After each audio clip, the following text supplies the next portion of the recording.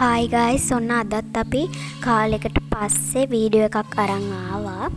මේ තමයි අපේ මාළු ටැංකිය හොඳටම බොර පාටට හැරිලා. මේක දැන් සති ගානකින් අස් කරේ නෑ. දැන් රෑ හින්දා දැන් මෙහෙම ඉන්නත් බෑනේ මාළුන්ට.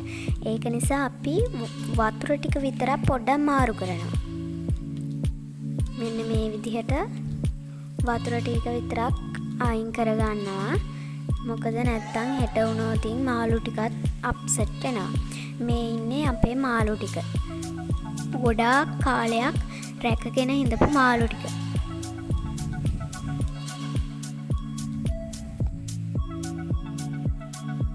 මේ බලන්නකෝ. ඇත්තටම කොළ පාට නිකන් මේ දියසෙවල බැඳිච්ච වතුර තියෙනවට වඩා හොඳයි පිරිසිදු වතුර තියෙන එක. දැන් මේ පේන්නේ ඕගොල්ලන්ට වතුර පුරවන ගමන් ඉන්නවා.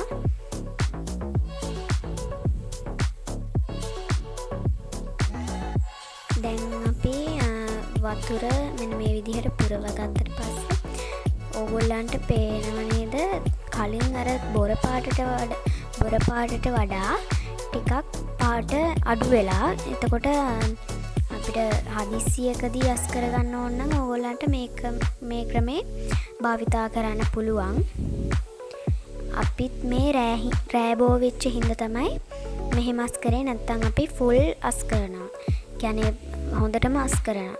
මේ තමයි මේ මාළු ටික. මේ වගේ වීඩියෝ තවත් බලන්න මාව subscribe කරන්න.